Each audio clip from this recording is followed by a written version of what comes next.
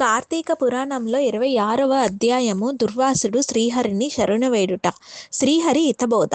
ఈ video skip చేయకుండా last వరకు చూసేయండి. ఈ విధముగా అత్రి మహాముని అగస్త్యునితో దుర్వాసుని కోపము వల్ల కలిగిన ప్రమాదమును తెలిసి మిగిలిన వృత్తాంతమును ఇట్లు తెలియజేసెను. ఆ విధముగా ముక్కోపి అయిన దుర్వాసుడు భూలోకము, భూవర్లకము, పాతాళలోకము, సత్యలోకములకు తిరిగి తిరిగి లోకముల్లోని తనను రక్షించువారు లేకపోవుటచే వైకుంఠమునందున మహావిష్ణువు కడకు వెళ్ళి, వాసుదేవ, జగన్నాథ, శరణగత రక్షణ బిరుదాంకిత రక్షింపు. నీ భక్తుడైన అంబరీషుడు కీడు చెయ్యదలిచిన నేను బ్రాహ్మణుడను కాను. ముక్కోపి అయిన మహా అపరాధము చేసి తిని.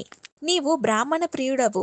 బ్రాహ్మణుడైన భృగు మహర్షిని ఎరముపై తన్నినాను, సహించితివి. ఆ కాలి గుర్తు నేటికి నీ నివక్ష స్థలమునందునది.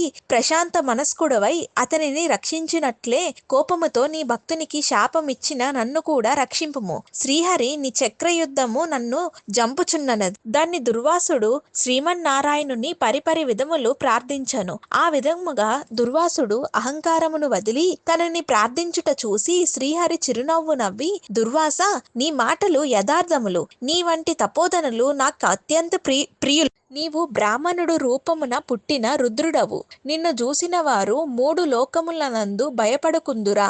నేను త్రిలోకముచే బ్రాహ్మణులకు మాత్రం ఎట్టి హింస కలిగించను. ప్రతి యుగమునందున గో, దేవ, బ్రాహ్మణ, సాధు జనంబులకు సంభవించే అపాదులను పోగొట్టుటకు ఆయా పరిస్థితులకు తగిన రూపములు ధరించి దుష్ట శిక్షణ, శిష్ట రక్షణ గావింతును. నీవా కారణముగా అంబరీషుని శపించితివి. నేను శత్రువుకైనను మనోవాక్యములనందు కూడా కీడు తలపెట్టను. ఈ ప్రపంచమందు గల ప్రాణి సమూహము నా రూపముగానే జూతును. అంబరీషుడు ధర్మయుక్తంగా ప్రజాపాలన చేయుచుండెను. కాని అటువంటి నా భక్తునిని నీవు అనేక విధములు దోషించితివి. నీ ఎడమ పాదముతో తన్నితివి.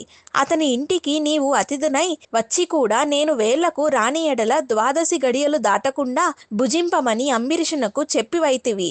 అతడు వ్రతభంగం కానుకూడదని భయపడి నీ రాకకై చూసి జలపానము మాత్రమే చేశాను.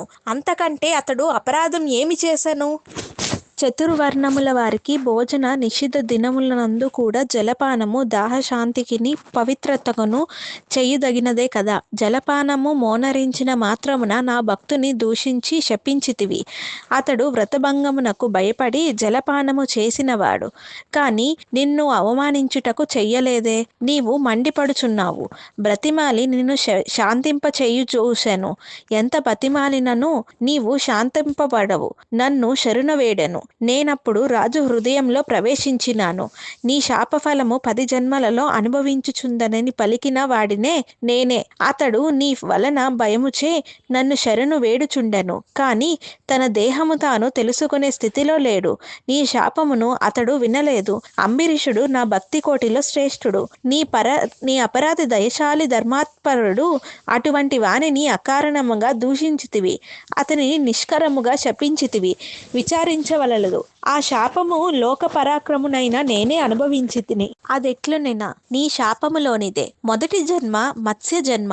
నేనీ కల్పమును మానవును రక్షించు నిమిత్తము సోమకుడను రాక్షసుని జంపుటకు మత్స్య రూపం ఎత్తుదును.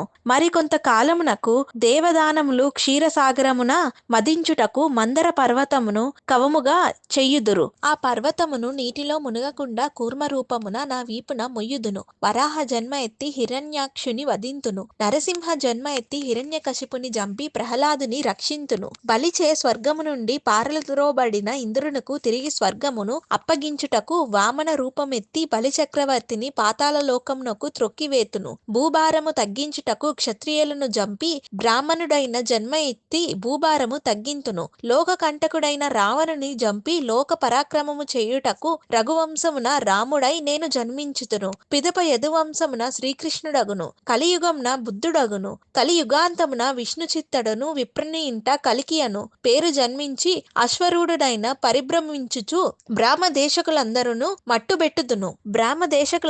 మట్టుబెట్టుదును. నీవు అంబరీషునకు శాపరూపమున ఇచ్చిన 10 జన్మలను ఈ విధముగా పూర్తి చేయుదును. ఇట్లు నా దశావతారములను సదా స్మరించు వారికి సమస్త పాపములు హరింపజేసి వైకుంఠ ప్రాప్తి పొందును. ఇది ముమ్మాటికి తథ్యం. ఇట్లు స్కంద పురాణ తర్గత వశిష్ఠ ప్రోక్త కార్తీక మహత్య మండలి షడించోధ్యాయము 26వ రోజు పారాయణం సమాప్తం.